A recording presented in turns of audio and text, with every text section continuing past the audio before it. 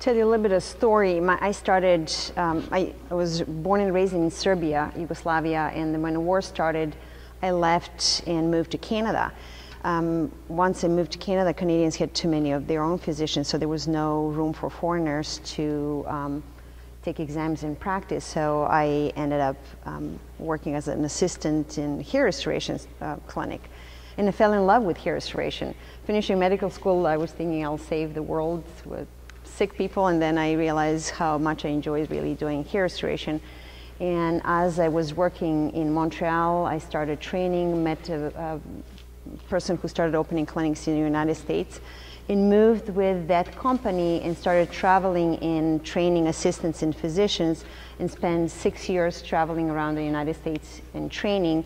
And during this period, I realized how important it is to have a good staff. In any other procedure, most of the work is done by the physician, and assistants are really maybe doing 10 or 15% of the work. In hair restoration, it could be 50 to 70% of the work is done by surgical assistants.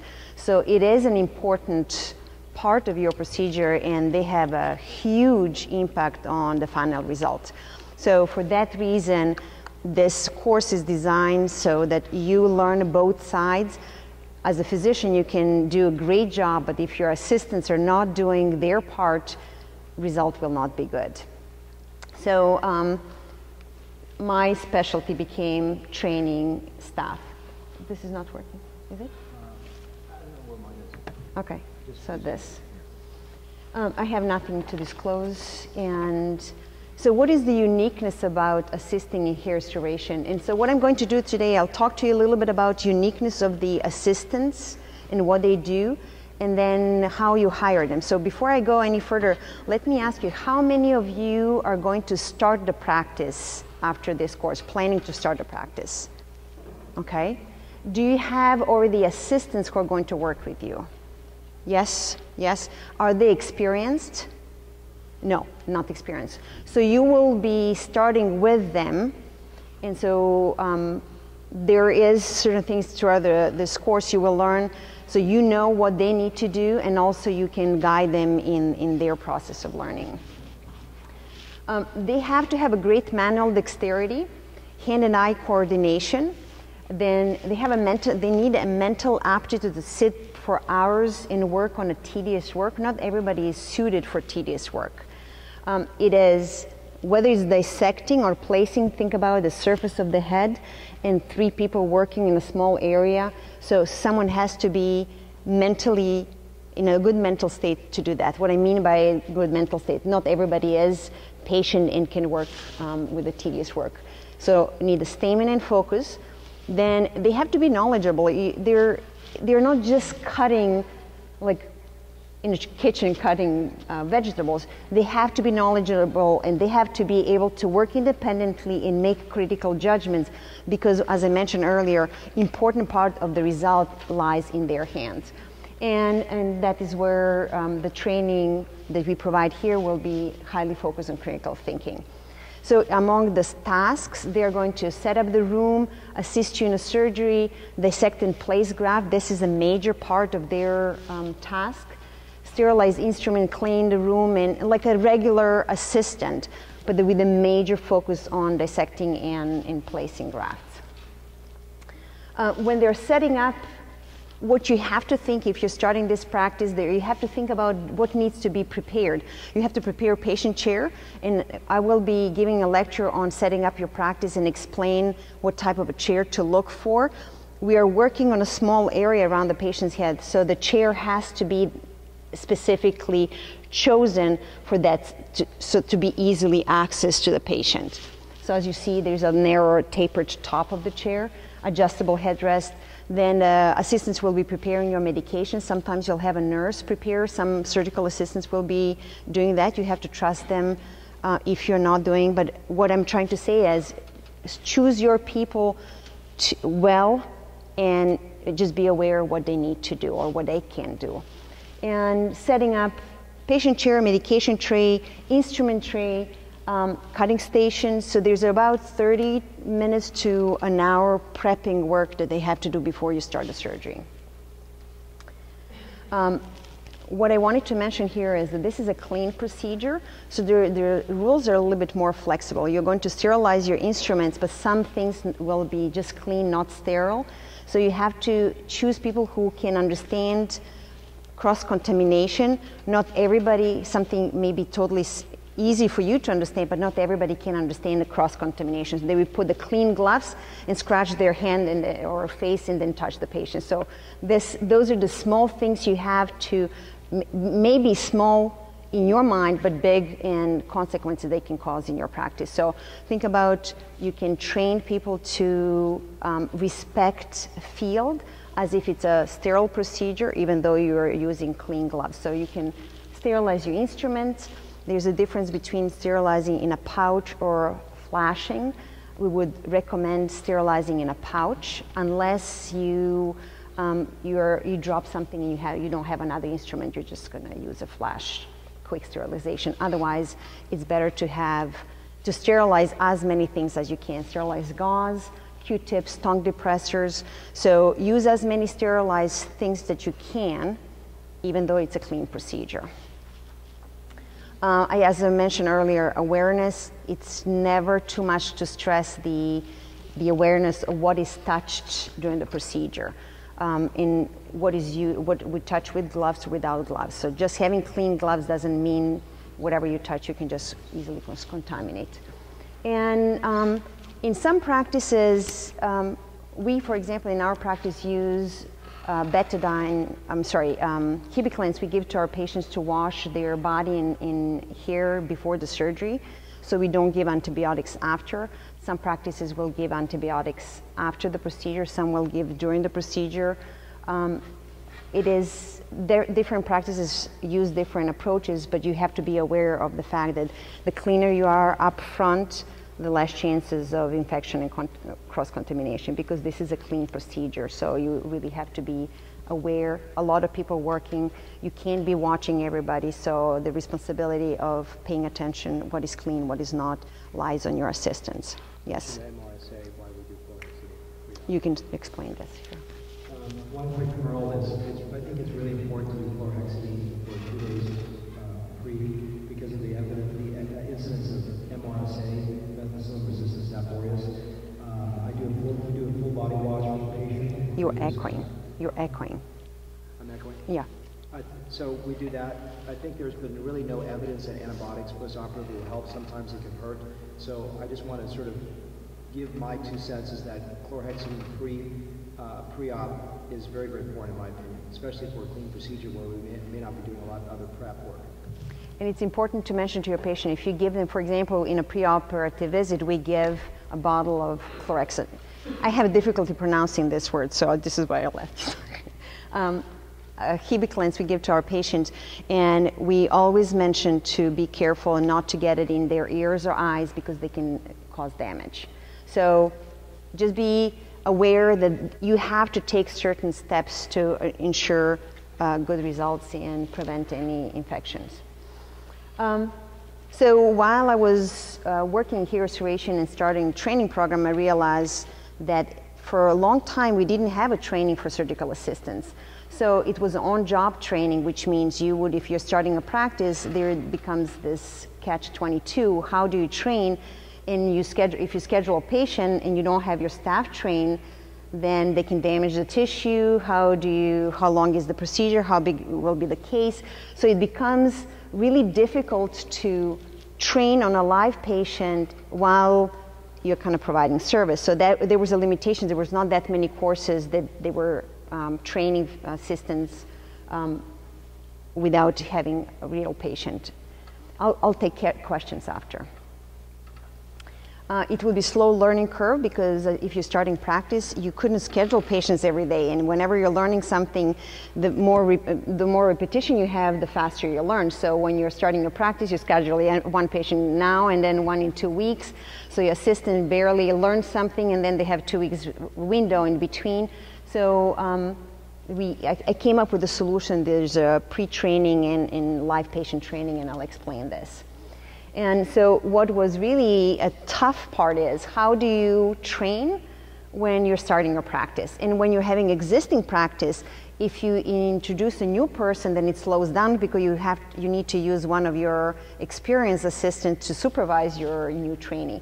So the solution came to be, and one thing I forgot to tell you is, also you can ask questions, because if you're new, your staff is new and you have a patient in a room, it's like having an elephant in a room. We're all kind of nervous about it and prone to make more mistakes during the training. So what I did is I divided training into phase 1, phase 2 training, came up with some easy tools that I will be sharing with you that you can use in your practice to train your staff before you have patients.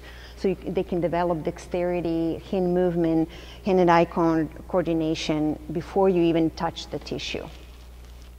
And I will show this throughout this course. Surgical assistants will be trained, but you also as a physicians, you will have the opportunity to dissect graft and place graft so that you know what needs to be done and you can provide the quality control for your assistants.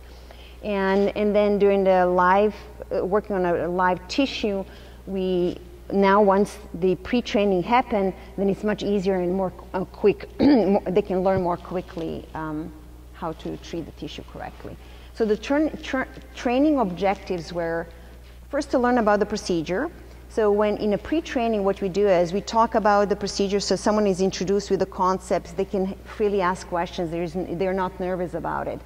Then we will give them a phone, they will practice on a phone, learning how to work under the microscope. They can develop a hand movement, stamina, just patience in test whether they are suited for this type of work. Then we teach them body awareness.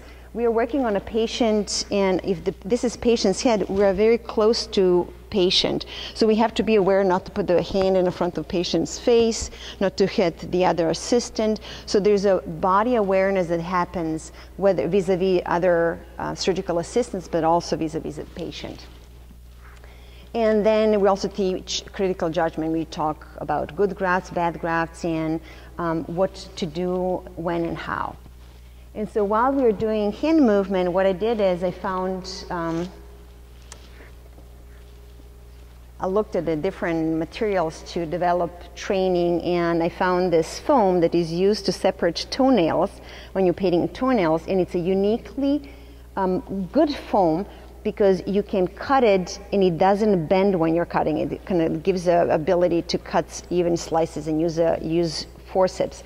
And so I take a tongue blade or tongue depressor, I take a little piece of foam and then put the forceps and use the forceps in a blade. And if someone is pushing too much with the forceps, the foam will lift and show me that the person is gripping too much on the forceps. If they're pushing with the blade instead of sliding through the tissue, the foam will bend and it will not cut easily. So there are ways to use this simple foam to learn to be gentle and very precise with the instruments. And then another thing I do is I give them a task to cut even slices. So it shows me whether the person is able to translate in a hand movement what was requested. And then we take those little slices and cut in 4, which is easy, then cut in 3. You develop the size within the mind because every graft has to be a specific size. So using the foam allows for several days before the surgery, at least even 1 day before the surgery, to spend 2 hours, 3 hours just practicing hands. When the next day you start surgery, your hands are already in a better place to work.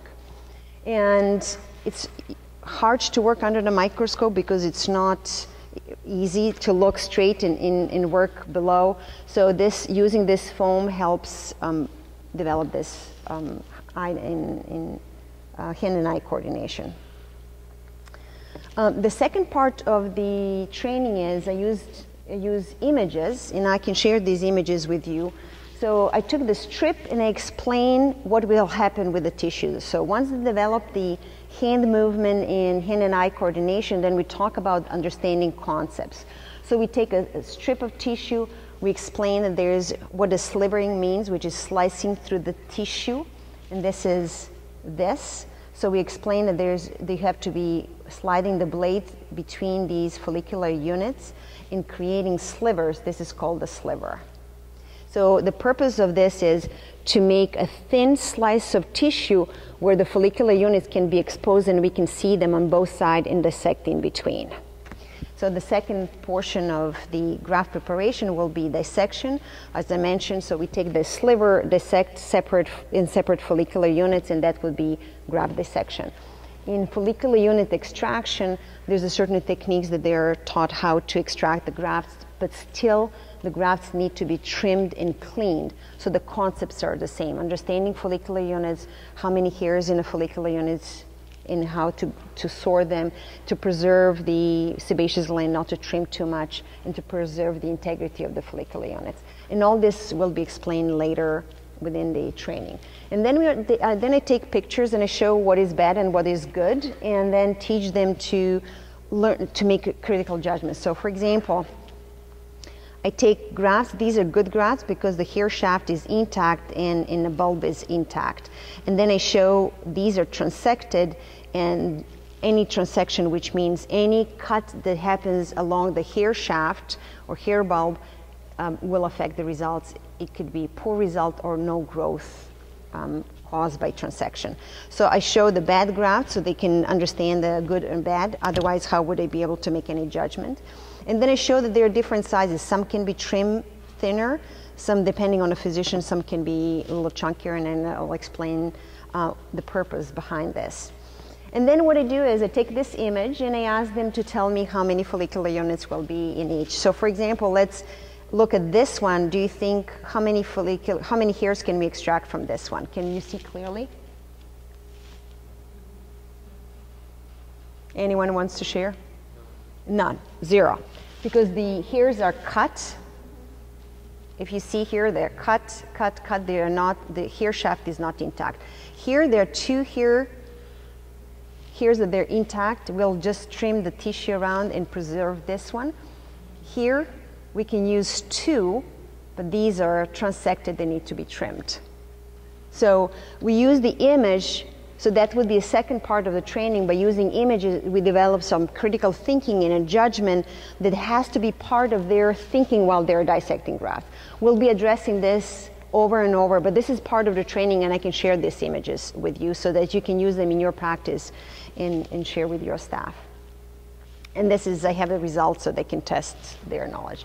Then I developed something for graft placement. So there's another dexterity that has to happen, and it was hard to find a model. Now you can purchase the model, and I'll show you what you can purchase. But what I did is I took clay, put a swim cap, and made it taut, and make incisions, and then use the eyelash extension and placed in the inside of these incisions, and so that gave the ability to someone to practice how to hold something that is very tiny and insert it into incision. But I needed to use this clay because the styrofoam head is, you can't just poke holes in styrofoam. They're too open, the gap, and you can't leave the graft in. But this padding of clay allows, when you put something in, the stickiness of the clay will hold it in, so it will imitate more what it feels like to place grafts in a real scalp. So you can do this here in your office. Downstairs we'll see what we did is instead of swim caps, we put a saran wrap, so either way will work. You can't just leave the clay because it's sticky, but you can prepare this and you can use to practice. So what you do is you tie it to your chair and it imitates the patient, and then you practice. It is important to develop all these hand movements before you work on a real patient. And how do you do that? You just have to come up with something that can work and kind of help out. As I mentioned, you can buy at the beauty salons. There's eyelash extensions. They have like a groupings of few eyelashes. They come with a little glue on the end, and you can pick those and put them in there. Also going to help you kind of learn how to orient the curl. There is, only a few years ago, someone developed this silicone piece that you can put on a styrofoam head, as you see on the image, and it could be, you can purchase it at A to Z. It has sites already created, and you can use that instead of the model with the clay model. Either one will work to help your assistants learn how to practice graft placement.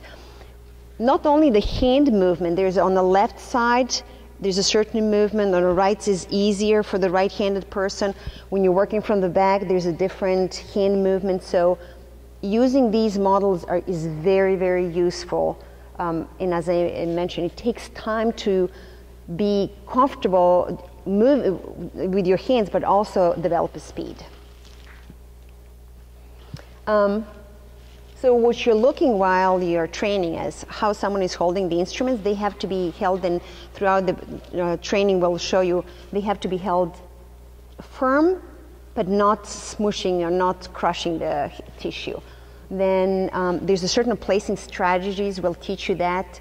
So there is not, you can't just put it anywhere because the sites are so tiny. If you miss them or put two grafts, one on the top of the other, you can create ingrown hair and complication that you don't need. So there's a certain strategies. Where do we start? Let's say the person from the left will start going from the bottom to the top. The person on the right will start from the top to the bottom. So we are not in each other's way, and we become the most efficient placing grafts. So all that is explained during the training, and you will hear that once again throughout this training. When you're interviewing, how do you find someone to work in, who will be a good surgical assistant? We have this training, there's a training at ISHRS, there's now more and more places that provide some training where you can send your surgical assistants, but they're spread throughout the year. If you need to train someone at home or hire someone, how do you know who do you hire? So you can hire someone who is, it doesn't have to have an MA, it doesn't have to be medical assistant. You can be a beautician, you can find someone, a nurse who will want to do this. So, but you have to think about someone who's a people person. They will be with your patient for 10, 12 hours a day with other staff.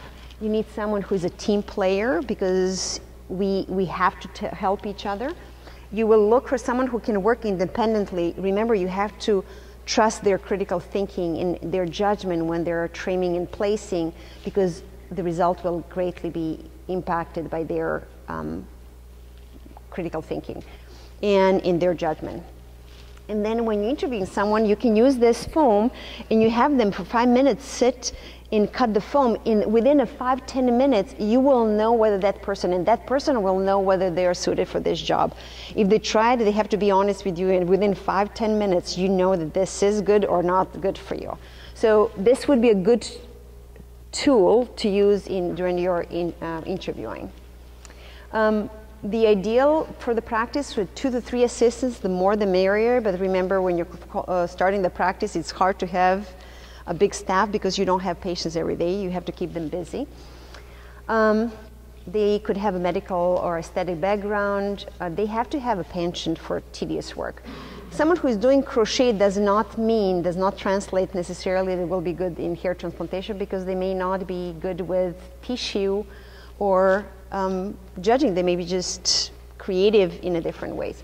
And you also need someone maybe who has computer skills, because sometimes they're going to be cross-trained and work in the front, do your answering the phone, scheduling, so think about that when you're interviewing.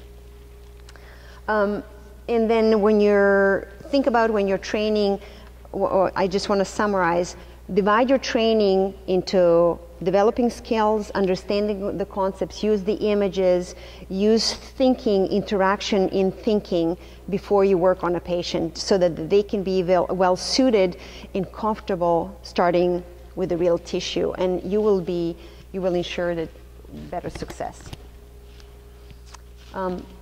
Any questions?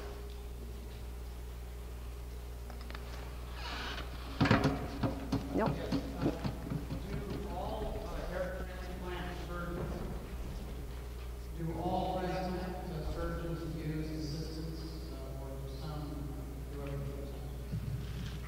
Do they all use assistants? They need assistants, because I don't think you as a surgeon cannot do everything. Did I understand the question correctly? Yes. You can't even have one assistant. In order to make a result, to make a difference, to make an impactful result, you need to transplant, I would say, about 1,000 follicular units. and that a fast assistant may cut 300 to 400 an hour, so a beginner may cut 50 to 100, one person, so imagine how long it will take for that person to cut that tissue, plus placing. So every physician doing hair transplantation would need 2 to 3 assistants in order to do a good job, good work.